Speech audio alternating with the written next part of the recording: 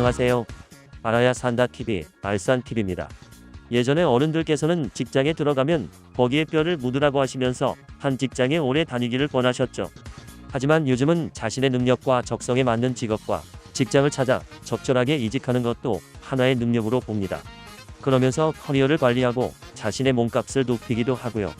한편으론 우리나라의 비정규직이 37%가 넘다 보니 본의 아니게 퇴직이나 사직을 하는 비율도 높습니다. 한마디로 요즘은 본이든 아니든 평생 직장의 개념이 사라진 시대라고 볼 수 있습니다. 어떤 이유로든 다니던 직장을 나와 새로 취업하려면 생각외로 어려움이 많습니다. 집 나오면 춥고 배고프듯이 직장을 나오면 더 춥고 더 배고픈 게 현실이죠. 타고난 금수저나 저축을 많이 해놓은 사람이 아니라면 당장 생계비가 걱정되고요. 재취업 스펙을 쌓는데 필요한 어학 능력이나 자격증을 위한 취업 교육비도 만만치 않습니다. 거기다가 부양가족마저 있으면 생활고에 쫓겨 구직활동도 힘들어지죠. 그래서 정부에서는 취업을 원하는 사람에게 취업 지원 서비스를 종합적으로 제공하고 저소득 구직자에게는 생계를 위한 최소한의 소득도 지원하는 한국형 실업부조 국민취업지원제도를 운영하고 있습니다. 이 제도를 잘 이용하면 일도 구하고 생계도 유지하면서 최대 690만원까지 받을 수 있는데요. 오늘 알아야 산다 TV에서는 문답식으로 국민취업지원제도 중에서도 구직촉진 수당을 자세히 알아보고요. 특히 2월 9일부터 바뀌는 내용도 알려드리겠습니다.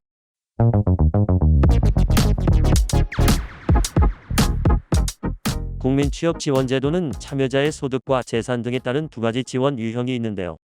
두 유형 모두 취업지원 서비스를 제공받지만 1유형 참여자에겐 구직촉진 수당이 2유형 참여자에겐 취업활동 비용이 지급됩니다.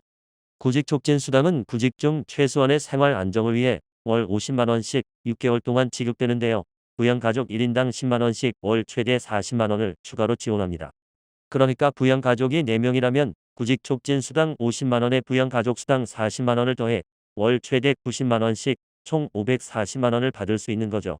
여기서 부양가족은 민법상 가족이면서 주민등록표에 기재된 만 18세 이하의 미성년자와 70세 이상의 고령자, 그리고 장애인복지법상의 증명서를 발급받은 중증장애인을 말합니다.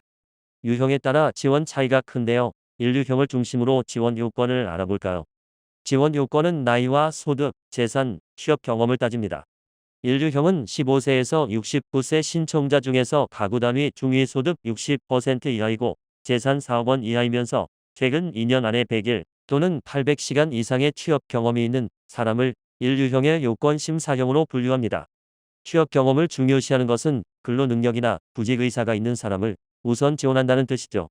그런데 아무래도 청년층은 처음엔 취업시장 문을 뚫기가 쉽지 않고 청년층 취업이 국가적으로도 시급한 문제라서 조건이 조금 완화됩니다. 18세에서 34세까지의 청년층은 가구 단위 중위소득이 120% 이하, 재산은 5억원 이하여도 되고 심지어 취업 경험이 없어도 됩니다. 안 그래도 취업시장에서 밀려나고 있는 장년층에겐 좀 슬픈 조건이네요. 그런데 중위소득은 뭐고 내 소득과 재산은 어떻게 정할까요? 네, 이것도 뒤에서 자세히 알려드리겠습니다. 그럼 이 좋은 제도를 이용하려면 어떤 절차를 밟아야 할까요? 우선 워크넷에서 구직 신청을 한 다음 고용센터를 방문하거나 국민취업지원제도 홈페이지에서 취업지원 신청서를 제출하는 게 시작입니다. 그러면 신청서 제출일로부터 1개월 이내에 수급 자격을 결정해서 알려주고요. 다음에 고용센터 상담자를 직접 만나 상담한 후에 가장 중요한 취업활동 계획을 수립합니다. 그러면 1차 구직촉진 수당을 받을 수 있고요. 이미 세운 취업활동 계획에 따라 2개 이상의 프로그램에 참여하는 구직활동을 의무적으로 이행해야 합니다. 성실하게 구직활동을 하면 2에서 6회차 구직촉진 수당이 지급되는데요. 취업하면 장기 근속 규도를 위한 취업성공 수당이 또 지원됩니다. 6개월간 계속 근무하면 50만원, 1년간 계속 근무하면 100만원이 지급됩니다. 그러니까 6개월간 성실하게 취업활동 계획을 이행하면 구직촉진 수당과 4명의 부양가족 수당, 그리고 구직 후에 1년간 계속 잘 근무하면 취업 성공 수당을 모두 받게 돼서 총 690만원을 받을 수 있는 겁니다. 이러니까 일도 구하면서 생계도 유지할 수 있는 거죠. 지금까지 구직촉진 수당을 중심으로 국민취업지원제도를 개략적으로 알아봤는데요. 뭔가 더 궁금한 것들이 있으십니까? 지금부터는 여러분의 가려운 곳을 하나하나씩 시원하게 긁어드리겠습니다. 우선 중위소득이란 게 뭘까요? 중위소득이란 말 그대로 각 가구의 소득을 소득액 순서로 쭉 줄을 세웠을 때 딱 중간에 위치한 소득입니다. 올해 중위소득은 보건복지부에서 보시는 표처럼 친절하게 정리해놨습니다. 예를 들어 4인 가구의 올해 중위소득은 572만 9,913원이고요. 1유형 요건 심사형 요건을 충족하려면 중위소득의 60%인 343만 7,948원 이하의 소득이어야 합니다. 그럼 내 재산과 소득이 얼마인지, 그래서 지원 요건에 맞는지 아닌지는 어떻게 알 수 있을까요? 이건 본인이 백날 계산해봐야 복잡하기만 하고 인정받을 수도 없습니다. 국민취업지원제도 홈페이지에 수급 자격 모의 산정을 해보고 대략 판단한 다음에 취업지원 신청서와 개인정보 수집 이용 제공동에서 필요 자료를 제출하면 공적 시스템을 통해 그 결과를 알려줍니다. 다음, 구직촉진 수당을 받고 싶은데 현재 실업급여를 받고 있는 사람도 가능할까요? 그건 안 됩니다. 국민취업지원제도의 구직촉진수당은 기본적으로 근로능력과 구직의사를 갖춘 사람에게 지원되고요. 중복 지급이 안 되는 게 원칙입니다. 그러니까 실업급여를 받고 있거나 수급 종료 후 6개월이 지나지 않은 사람은 구직촉진수당을 받을 수 없습니다. 당연히 학생이나 군 복무 중인 사람은 근로능력이 없는 것으로 보고요. 생계급여 수급자나 정부 재정지원 직접 일자리에 참여하는 등 다른 지원을 받고 있는 사람도 안 됩니다. 또 처음엔 취업활동 계획을 잘 세웠지만 여러 사정으로 취업활동 계획에 정해진 구직활동을 이행하지 못했다면 구직촉진수당은 어떻게 될까요? 구직촉진수당 관리는 엄격합니다. 정해진 구직활동을 100% 이행한 경우에만 수당이 전액 지급되고 50% 이상에서 100% 미만 이행은 50% 감액 지급, 50% 미만 이행은 한 푼도 지급되지 않습니다. 또한 부정수급에 대한 제재도 엄격한데요. 보시는 사례 같은 부정행위를 저지르면 반환이나 추가 징수는 물론 형사처벌까지 받을 수도 있습니다.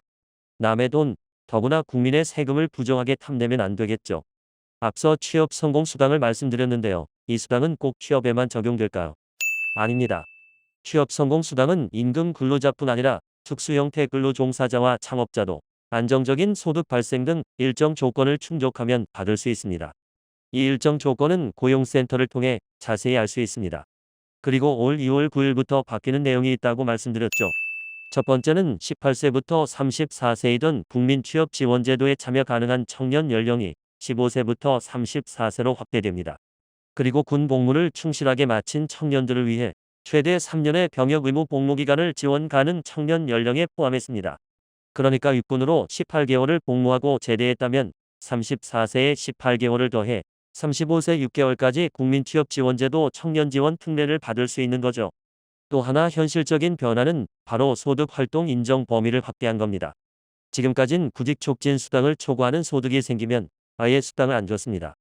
소득활동을 많이 할수록, 그러니까 열심히 살수록 총소득이 줄어드는 이상한 일이 생겼었죠.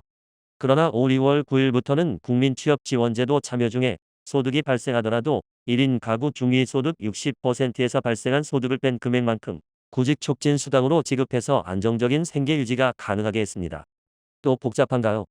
예를 들어 제도 참여 중에 월 90만 원을 벌었다면 지금까진 구직촉진수당 이상의 소득이 생겼다는 이유로 구직촉진수당을 못 받았었습니다. 하지만 제도 변경으로 이젠 1인 가구 중위소득의 60%인 133만 7천 원에서 소득 90만 원을 뺀 43만 7천 원을 지급해서 90만 원 더하기 43만 7천 원, 총 133만 7천 원을 받을 수 있게 했습니다. 참 다행스러운 일입니다. 마지막으로 홈페이지의 지급 기간은 수급 자격자로 결정된 날부터 6개월이 되는 날까지이며 최장 1년까지 연장할 수 있습니다. 나는 이런 문구 때문에 구직촉진수당을 1년 동안 받을 수 있는지 묻는 사람이 많습니다. 구직촉진수당을 분할해서 받는 기간을 늘릴 수는 있지만 총액이 늘어나지는 않습니다. 그 밖에 취업활동 계획을 수립한 날부터 3개월 이내에 취창업한 경우엔 남은 잔여기간 수당의 50%를 받는 조기 취업 성공 수당이 있습니다. 또 만약에 신용불량 등의 이유로 계좌가 압류된 경우 국민취업지원제도 압류방지 전용 계좌 취업이룸 통장을 개설하면 압류 걱정 없이 수당을 받을 수 있습니다. 국민취업지원제도의 1유형의 생계지원 내용은 표처럼 부양가족을 포함한 구직촉진수당, 조기 취업 성공수당, 그리고 취업성공수당으로 정리할 수 있습니다. 더 자세한 내용은 취업이룸 국민취업지원제도 홈페이지를 더 뒤져보시기 바랍니다. 이왕에 있는 제도를 잘 활용해서 춥고 배고픈 황야에서 빨리 따뜻한 곳으로 취업하시길 바라며 오늘 알아야 산다TV, 말산TV 소식을 마치겠습니다. 오늘도 조금이라도 도움이 됐다고 생각하시면 구독과 좋아요를 꾹 눌러주시기 바랍니다. 감사합니다.